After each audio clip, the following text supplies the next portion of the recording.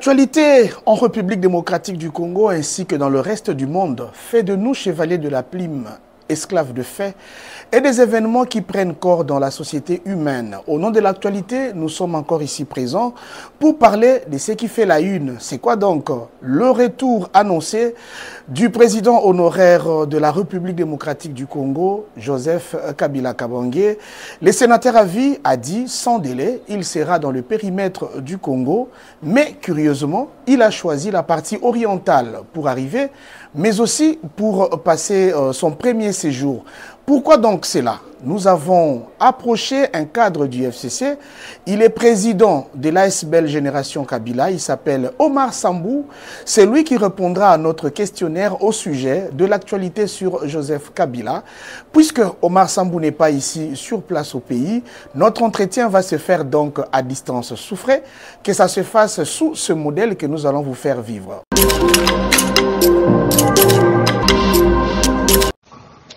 Monsieur Omar Sambou, bonjour. Nous vous interviewons au sujet de cette nouvelle qui fait déjà la une en République démocratique du Congo tout entière, je dirais même en Afrique. Il s'agit donc de l'annonce du retour du président honoraire de la République démocratique du Congo, Joseph Kabila, qui dit qu'il doit retourner dans son pays, la RDC, parce qu'il y a péril en la demeure.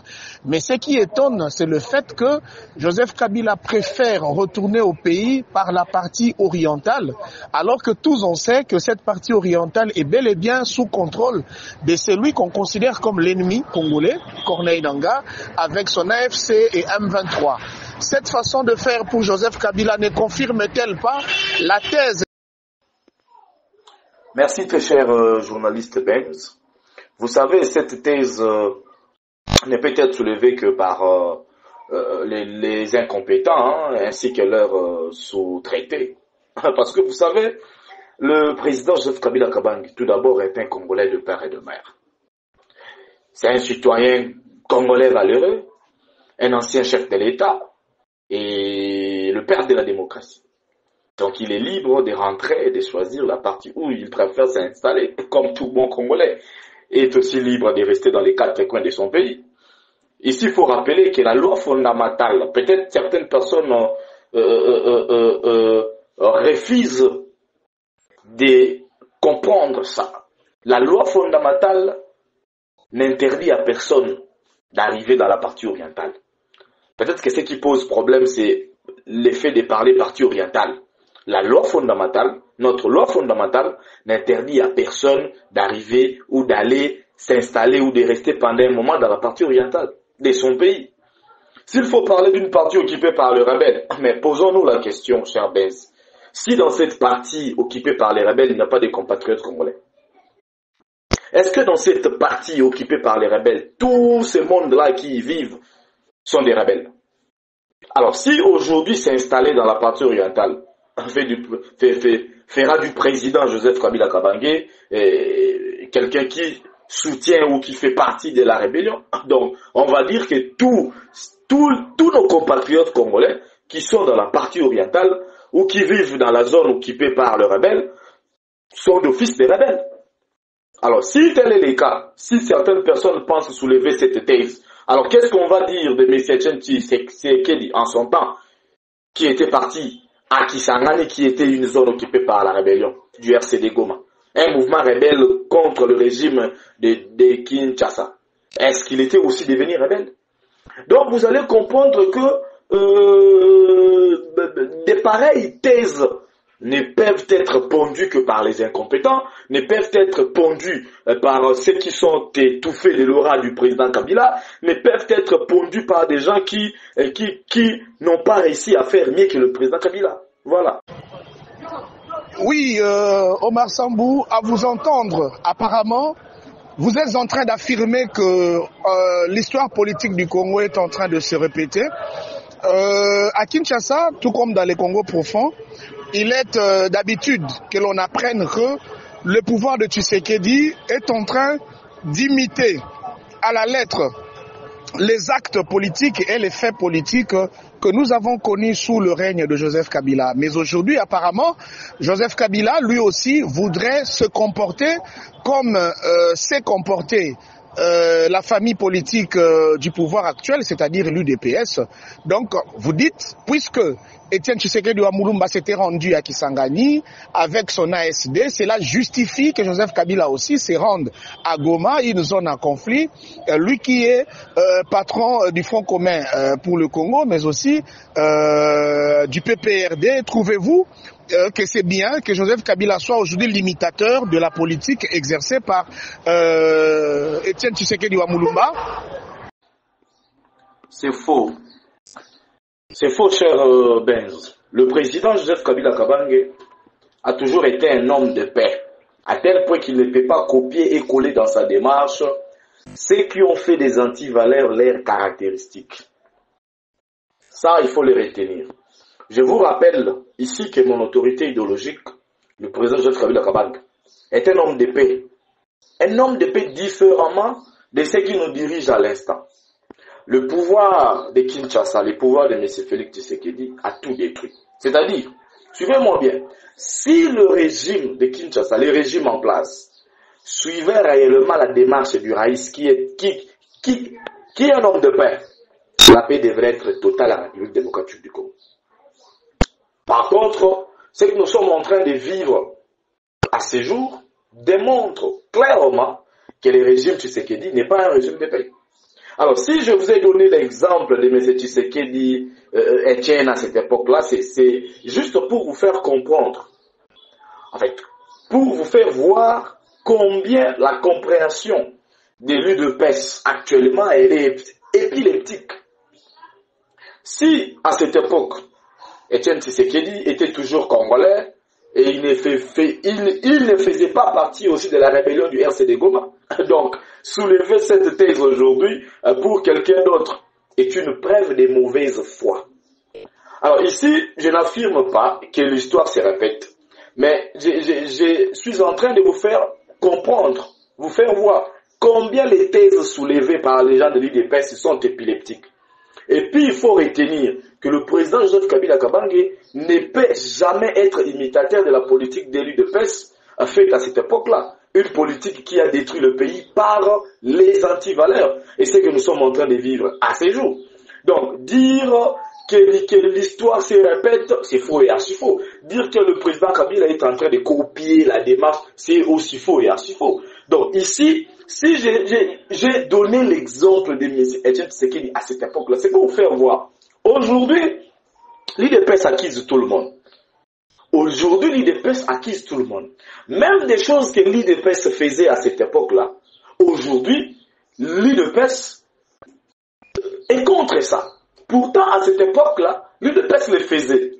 C'est juste pour vous faire voir combien les gens qui nous dirigent sont d'une très mauvaise voie. Si à cette époque-là, pendant que Kisangani était occupé par la rébellion du RCD, mais c'est Tshisekedi a débarqué là-bas. Mais personne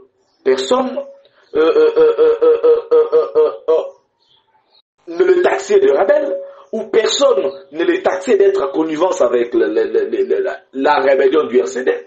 Alors pourquoi aujourd'hui, quand un ancien chef de l'État, prenons l'hypothèse qu'il parle de Goma, qu'il parle de Kisangani, il parle de Kalevlemi, il parle de tout, il parle de la partie orientale.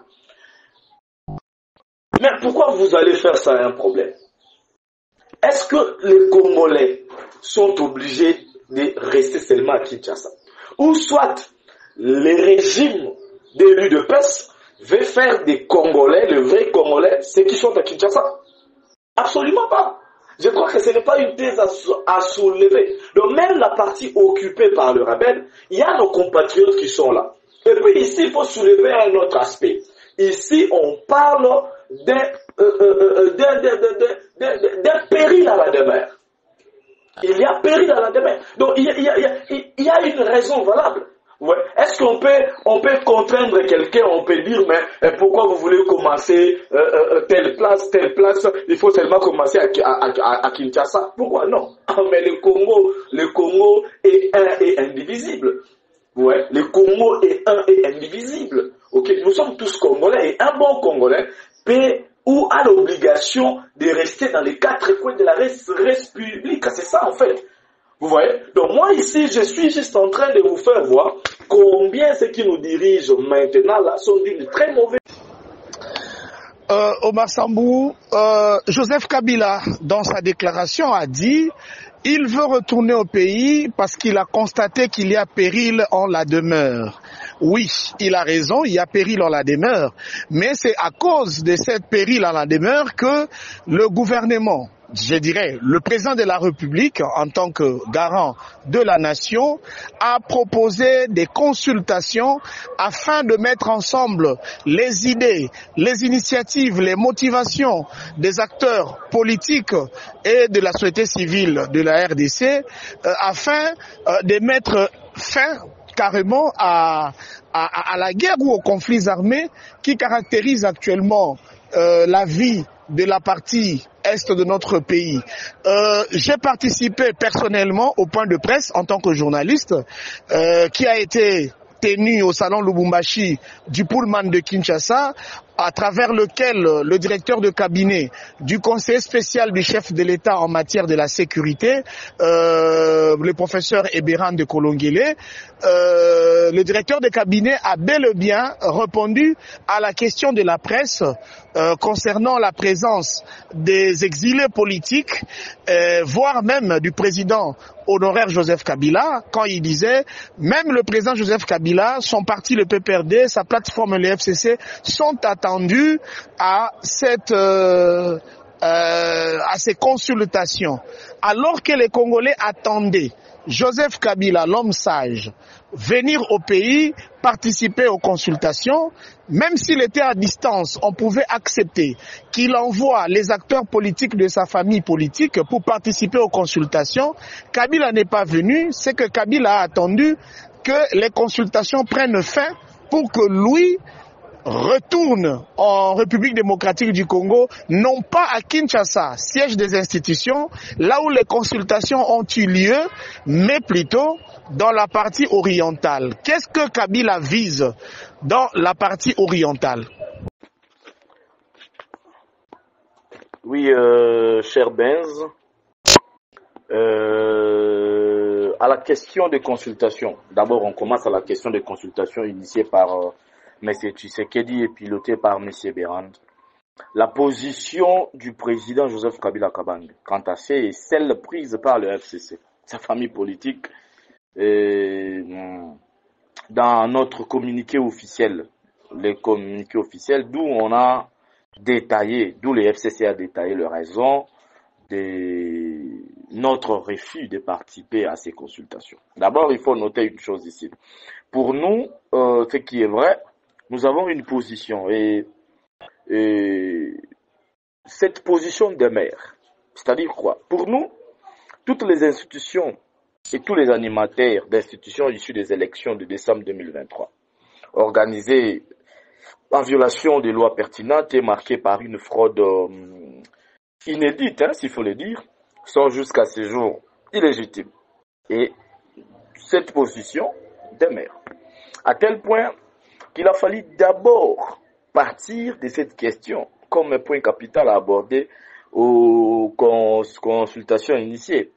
Car cette illégitimité, s'il faut le dire, ne peut être ou ne pouvait être ignorée ou exclue de ces consultations. Là, c'est la première des choses. Deuxièmement, pour nous, le FCC, nous, le FCC, n'avons pas partagé l'idée de M. Tshisekedi à laquelle les consultations devraient aboutir à un gouvernement d'union nationale, qui d'après lui serait la réponse à la crise actuelle.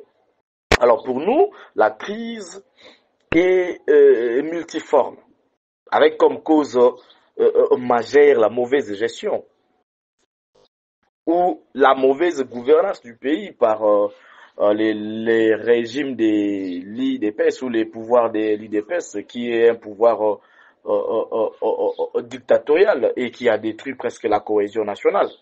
Alors pourquoi initier les consultations pour régler la question de la crise actuelle?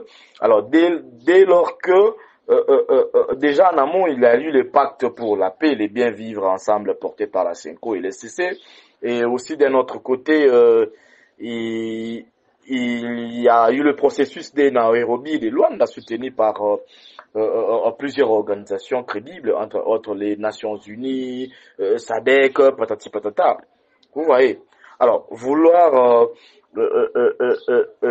aller tout droit aux consultations, vous allez voir qu'il n'y a eu aucune raison valable de lancer les consultations, si pas de renforcer son pouvoir qui est illégitime et dictatorial, plutôt que de servir une cause de l'intérêt supérieur de notre pays. Donc voilà pourquoi le FCC a refusé de prendre part à cette messe. Alors, pour le président Joseph Kabila Kabange, bon, je peux simplement vous dire qu'il ne prévoit rien dans la partie orientale. Il ne faut pas tomber dans le style des cas gauchistes qui inventent des choses matin, midi, soir. Il ne faut pas aussi commencer à pondre des histoires comme nos amis des sous les bois à la 10e rue. Ouais. Le président Kabila est un fils du pays et son retour est totalement soutenu par 99% de la population congolaise. Parce que, d'abord, le président Joseph Kabila Kabange est l'espoir de tout un peuple, est un homme d'épée. Ouais, est un homme d'épée. L'espoir de tout un peuple, les pères de la démocratie, tout ça.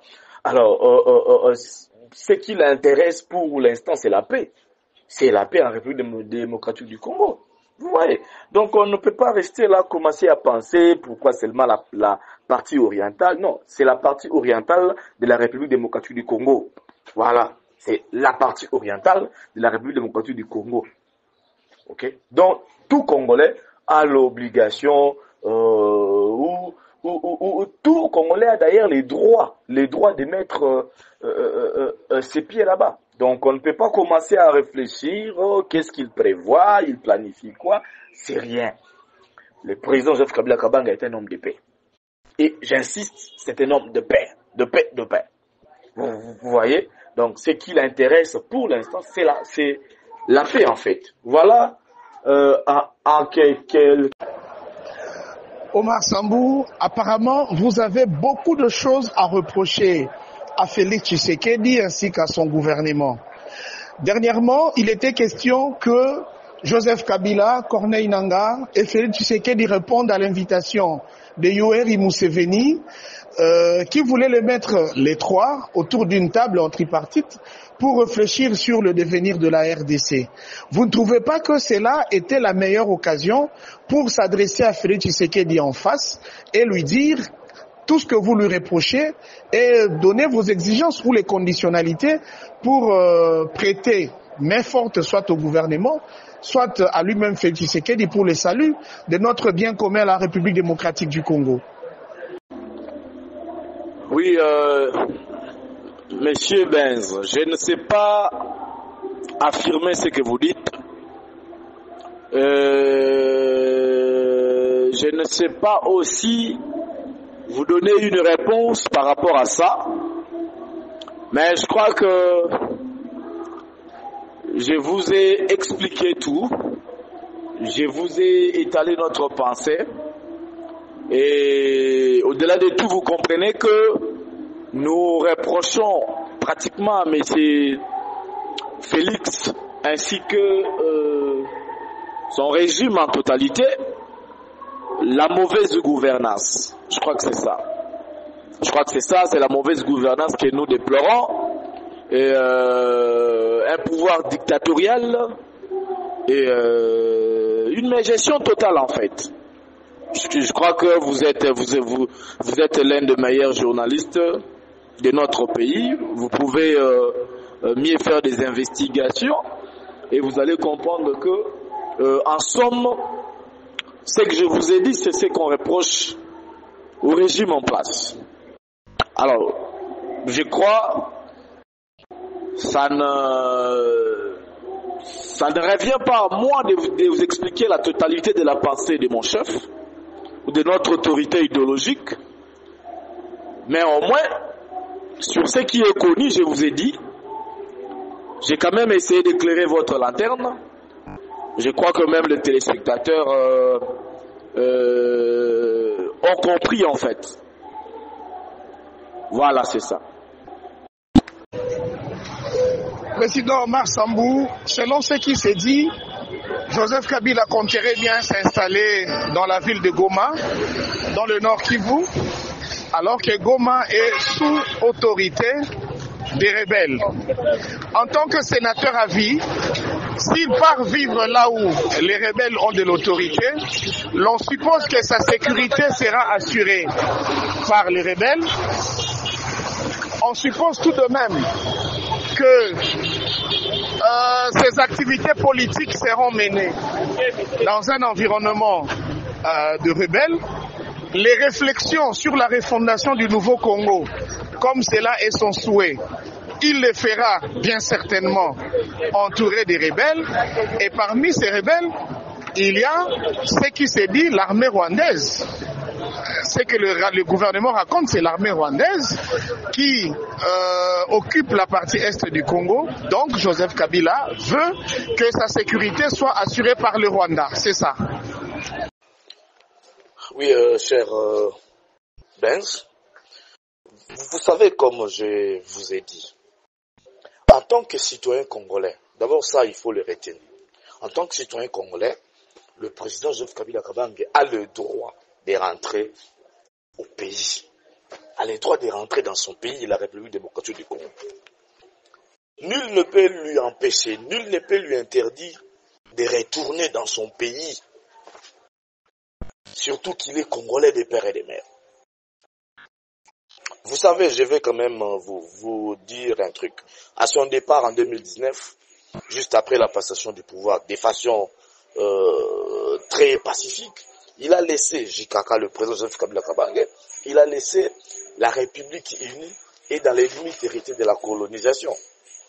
Alors, aujourd'hui, jusqu'à preuve du contraire, il n'y a pas encore balkanisation de la RDC. Cela veut dire que le Congo est indivisible. Si le président Joseph Kabila Kabange fait le choix de retourner,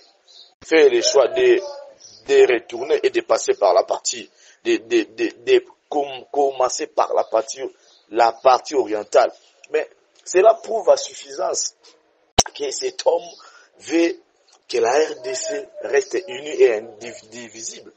Ça, c'est clair. Il ne faut jamais l'oublier. Si aujourd'hui, le président Kabila décide de commencer d'abord par la partie orientale, mais c'est un plaisir, parce que cela carrément nous fait voir, ou cela fait voir à la population ou au peuple congolais que le président Joseph Kabila Kabange veut réellement que la RDC reste une et indivisible. Il a décidé de commencer par la partie orientale où il y a péril en demeure. Mais il n'a pas dit qu'il va s'installer dans la partie orientale. Il faut aussi qu'il y ait une différence ici. Il n'a pas dit qu'il va s'installer à la partie orientale, mais plutôt il a dit qu'il va commencer par la partie orientale. Et cela veut dire quoi? Qu'après la partie orientale, il peut encore aller quelque part. Il va aussi aller ailleurs. Donc pour lui, il ne voit pas seulement la partie orientale. Ici, il ne faut pas donner l'impression au peuple. Ici, il ne faut pas donner l'impression aux gens, c'est comme si les raïs veulent simplement rester à la partie orientale, que lui va installer son siège. Non, il a dit qu'il va d'abord commencer par la partie orientale. Cela sous-entend qu'après la partie orientale, il va aussi aller ailleurs. Vous voyez? Donc, c'est clair. Surtout, il faut rappeler aux gens que quand il a fait la passation du pouvoir, il a laissé le pays unifié. Il a laissé le pays uni et indivisible. Et à ce jour, le pays n'a pas connu la balkanisation. Alors, pourquoi vous allez trouver ça? Pourquoi les gens vont en faire un problème? Et si un citoyen congolais s'est dit de commencer d'abord dans tel parti, pourquoi ça devient un problème? Parce que jusqu'à preuve du contraire, la République est une et indivisible. Donc cela doit en principe nous faire plaisir. Cela doit en principe nous faire plaisir, parce que là on comprend la personne qu'il a l'envie, qu'il a le besoin que le Congo puisse demeurer un et indivisible. Vous voyez tout ça? Alors, il a dit clairement, bon, selon Jeune Afrique, il a dit, ok, qu'il rentre pourquoi? Qu'il rentre pour contribuer à la recherche de la solution, ok, pour des raisons évidentes liées à la paix. C'est ça en fait. Alors pourquoi les gens vont en faire un problème lorsqu'un ancien chef de l'État décide de rentrer dans son pays, ok, pour contribuer à la recherche de la solution pour des raisons évidentes liées à la paix? Pourquoi cela doit faire un problème? C'est-à-dire que le président Joseph Kabila Kabange veut trouver la solution avec tous ceux qui veulent la paix en République démocratique du Congo. Donc le peuple doit être content. Ici, il ne faut pas donner une autre image. Ici, il ne faut pas vendre une autre image du message du président Kabila. Ce n'est pas ça. Vous voyez? Donc ici, il faut comprendre que le Raïs Joseph Kabila Kabange rentre dans son pays, rentre dans les terres dans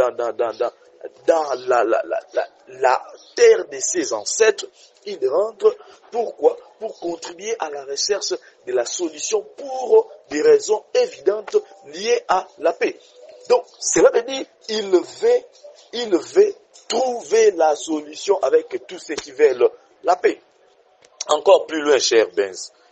Et quand il dit qu'il va d'abord commencer par la partie orientale. Mais attendez, la partie orientale est quand même vaste. La partie orientale comprend des parties qui sont occupées et celles qui ne sont pas occupées. Vous voyez? C'est clair.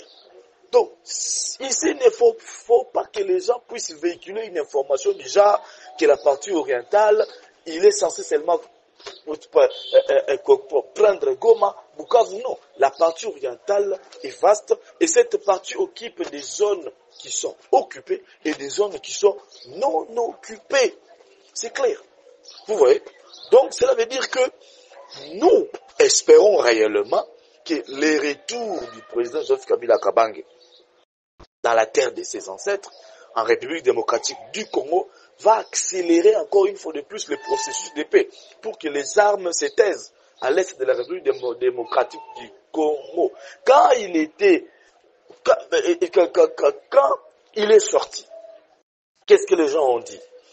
Quand il est sorti, qu'est-ce que les gens ont dit? Quand il ne parlait pas, qu'est-ce que les gens disaient? Maintenant, aujourd'hui, qu'il a accepté de retourner dans son pays pour participer à la recherche de la paix, maintenant, pourquoi les gens vont en faire un problème? Donc, je crois qu'ici, les gens doivent bien comprendre les choses pour ne pas tomber dans des supputations.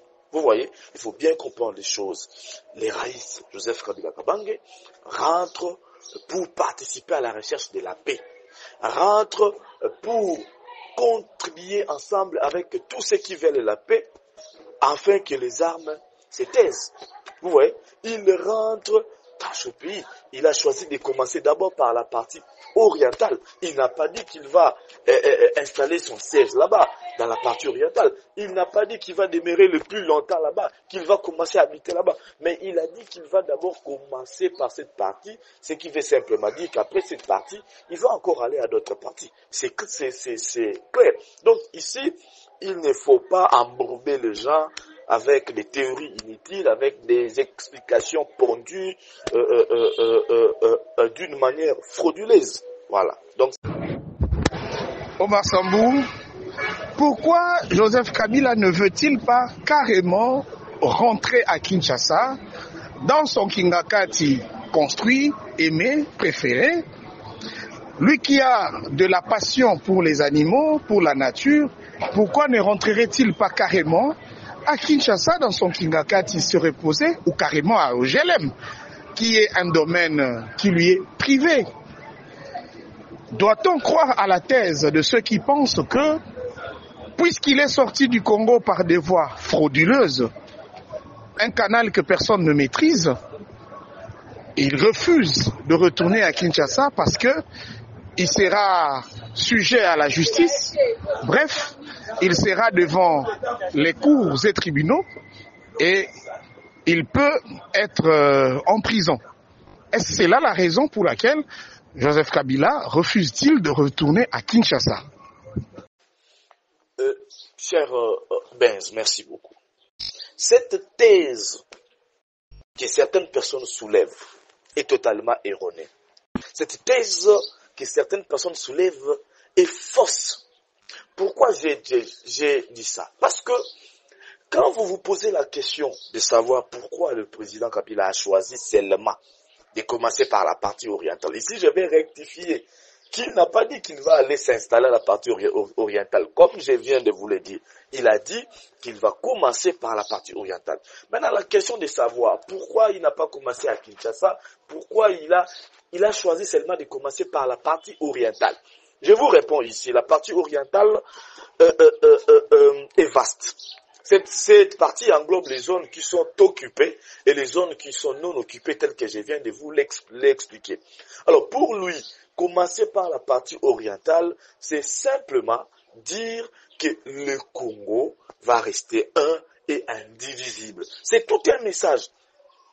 C'est tout un message. Pour un ancien chef de l'État, pour un père de la démocratie, pour un président honoraire et qui a fait la passation du pouvoir, ok, qui a laissé la République, ok, dans les limites héritées de la colonisation, je ne vois pas comment est-ce que quand il va rentrer dans son pays, il va d'abord préférer passer par Kinshasa et laisser d'autres parties. Non, il est libre de retourner dans son pays. Mais le choix de vouloir d'abord commencer par la partie orientale, c'est d'abord pour lancer un message.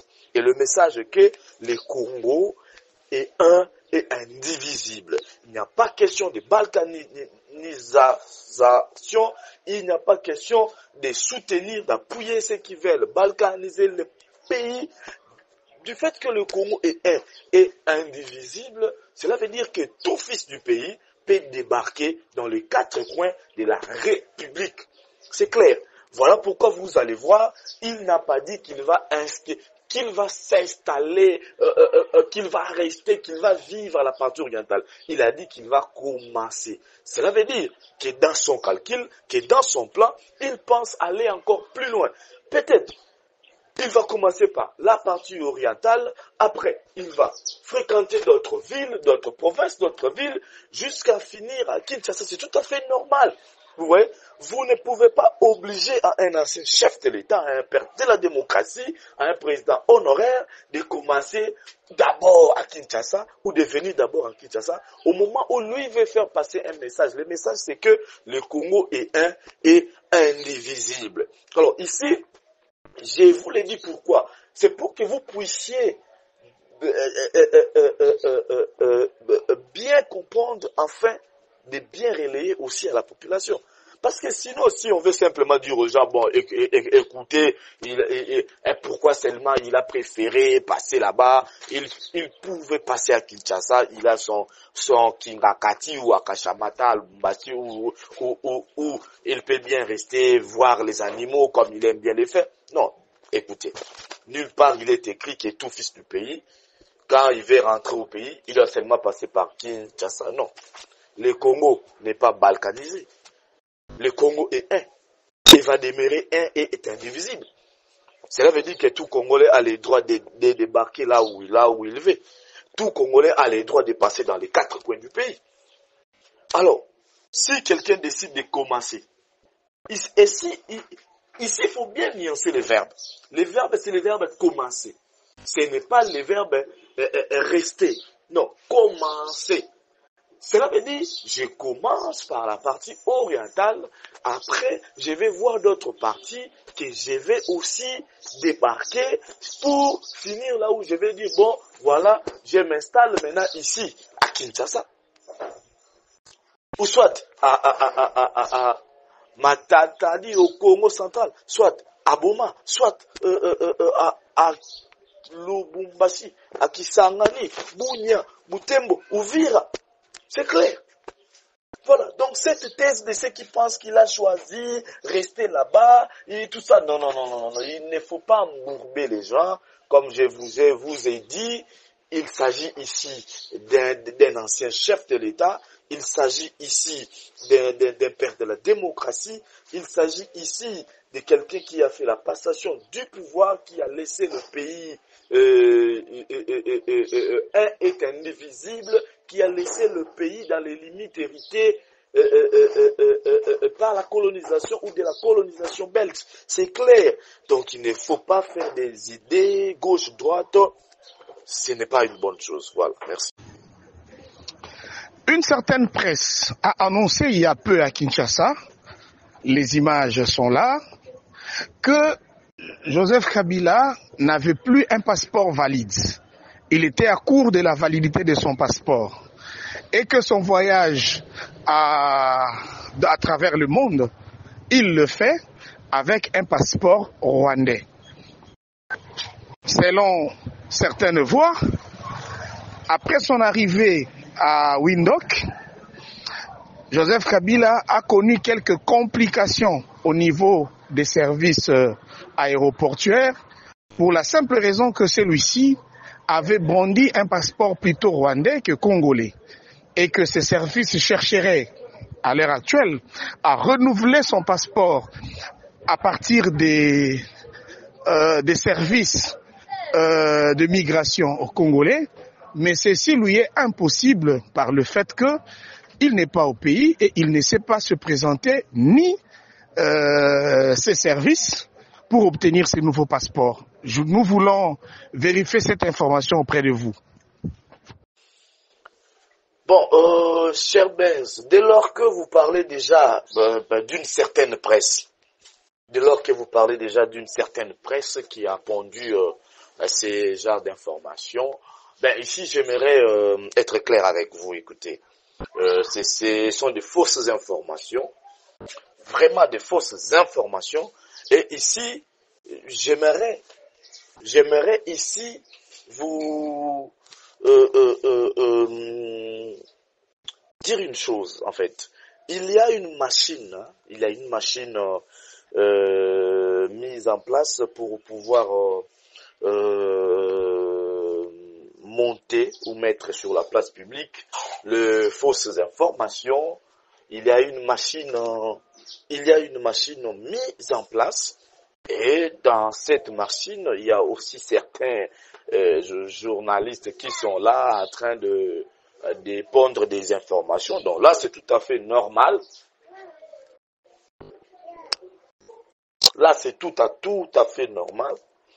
Voilà, donc c'est tout à fait normal que vous puissiez avoir des informations comme ça. Et voilà, donc tout ce que moi je peux vous dire, ce sont des fausses informations. Ce ne sont pas des informations vraies, ce sont des fausses informations et des informations pondues sous les bois, des informations pondues par les journalistes qui ont comme source la 10e rue. Voilà, donc ce ne sont pas des informations crédibles, vous voyez, c'est faux et archi-faux comme élément. Voilà, donc c'est faux et archi-faux comme élément. Donc il ne faut pas donner plus de crédit à ce genre de choses. Voilà, il ne faut pas donner plus de crédit. Je ne sais même pas comment aller plus loin avec une réflexion. Je ne sais pas comment souffrir pour vous faire réfléchir, voilà, ou soit pour donner des éléments de gauche à droite. Non, c'est une information fausse et archi-fausse, donc il ne faut même pas donner de crédit à ça. Voilà, donc il y a toute une machine qui travaille pour nuire à l'image du président Kabila, à sa famille politique et voire même à sa femme. Donc c'est tout à fait normal qu'il y ait des informations comme ça qui circulent à la place publique. Voilà, donc c'est tout ce que je peux vous dire. Et peut-être pour chuter, il y a un grand rendez-vous à Doha où différentes parties protagonistes, on peut dire, devraient se rencontrer pour discuter sur les affaires de la République démocratique du Congo. Quelle est la bénédiction que le sénateur à vie, Joseph Kabila, peut-il prononcer, peut-il donner en faveur de cette rencontre de Doha? Parce que la paix, socle du développement, a toujours été son vouloir. Cher Benz, voilà, je vous ai dit que le président Joseph Kabila Kabange rentre au pays pour contribuer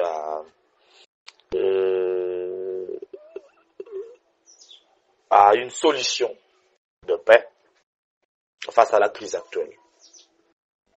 Donc déjà vous comprenez, comme je vous ai dit au début, que JKK est un homme de paix. Et aujourd'hui, le pays est à la recherche de la paix. Alors, un ancien chef de l'État, un père de la démocratie, et c'est lui qui a produit pour la toute première fois la passation du pouvoir, pacifiquement parlant, et il ne peut pas rester bouche bée. Alors, un bon citoyen du pays, il doit aussi contribuer à cette recherche de la paix. Voilà, en fait. Alors, sur ce qui concerne la rencontre à Doha, écoutez, je n'ai pas une réflexion large sur cette question. Mais je vais simplement vous dire que le régime en place a logé les M23 pendant 14 mois. Ici. Il a logé les M23 pendant 14 mois à Kinshasa. Vous comprenez. Il a libéré tous ceux qui étaient arrêtés par le président Kabila. Vous comprenez? Il a gracié tous ces gens-là. Donc aujourd'hui, si les deux parties s'est retrouvées pour discuter, qu'est-ce que nous allons dire? Voilà, c'est comme ça. Donc moi c'est tout ce que je peux te dire. Je peux t'amener à cette réflexion, mais quant à nous, il faut comprendre que notre autorité idéologique du FCC est quelqu'un de paix. Donc et quelqu'un de paix, excusez-moi. Donc donc la paix, c'est ce qui prime pour lui.